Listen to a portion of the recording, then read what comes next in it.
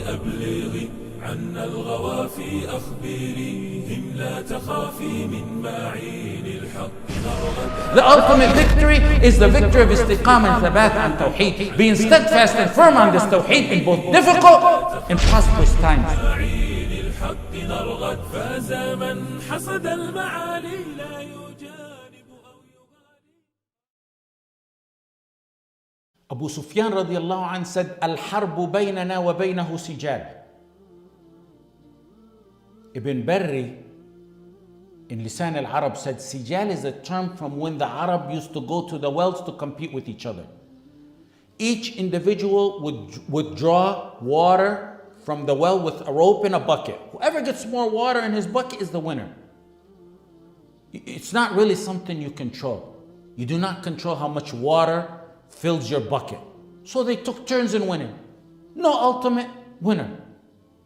So the term sijal was then used as a metaphor or a term to describe the outcome of wars.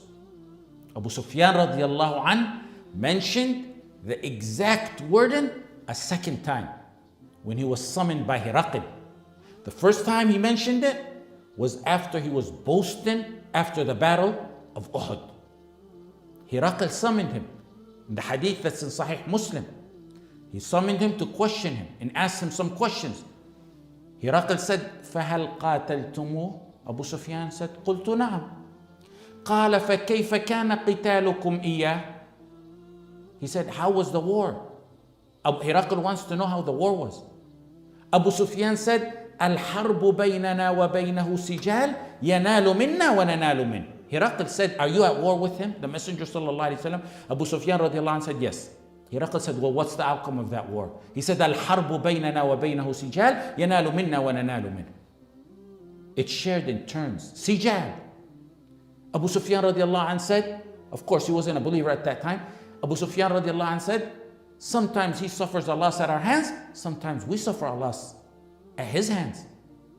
And after all the questions that he asked Abu Sufyan, Hiraql came up with his conclusion. He said, وَسَأَلْتُكَ هَلْ قَاتَلْتُمُوهُ فَزَعَمْتَ أَنَّكُمْ قَدْ قَاتَلْتُمُوهُ فَتَكُونُ الْحَرْبُ بَيْنَكُمْ وَبَيْنَهُ سِجَالٌ يَنَالُ مِنْكُمْ وَتَنَالُونَ مِنْهُ وَكَذَلِكَ الرُّسُلُ تُبْتَلَى ثُمَّ تَكُونُ لَهُمُ الْعَاقِبَةُ وَلَيَبْلُغَنَّ مُلْكَهُ مَا تَحْتَ قَدَمِهِ وَلَيَبْلُغَنَّ مُلْكَهُ مَا تَحْتَ قَدَمِهِ. In another narration he said, فَزَعَمْتَ أَنَّ الْحَرْبَ سِجَالٌ وَدُوَلٌ فَكَذَلِكَ الرُّسُلُ تُبْتَلَى ثُمَّ تَكُونُ لَهُمُ الْعَاقِبَةُ. That's how prophets are. They're tried before the final victory is theirs.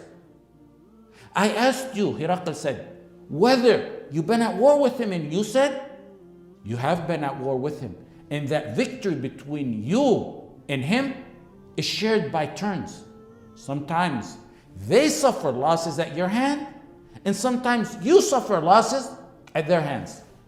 And he said, وَكَذَلِكَ الرُّسُلُ تُبْتَلَى ثُمَّ تَكُونُ لَهُمُ الْعَاقِبَةُ. That's how the prophets are. They're tried before the final victory is theirs.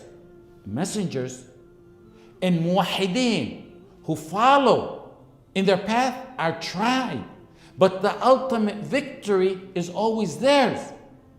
Keep in mind, at this point, like I said, it was two non-Muslims talking to each other. Hiraql wasn't a believer, and at that point, Abu Sufyan had still not embraced Islam. But they were given facts. Hiraql said, وَلَيَبْلُغَنَّ مُلْكَهُ مَا تَحْتَ قَدَمِهِ.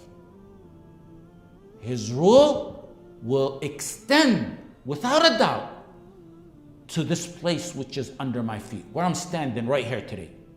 And it was as he predicted. Just a few years after that.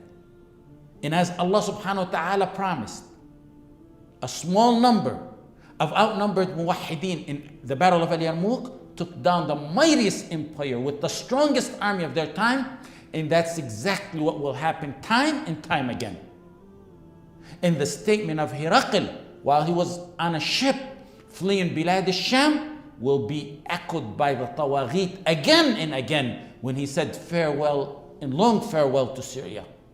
We'll never meet again. And he never met Syria again.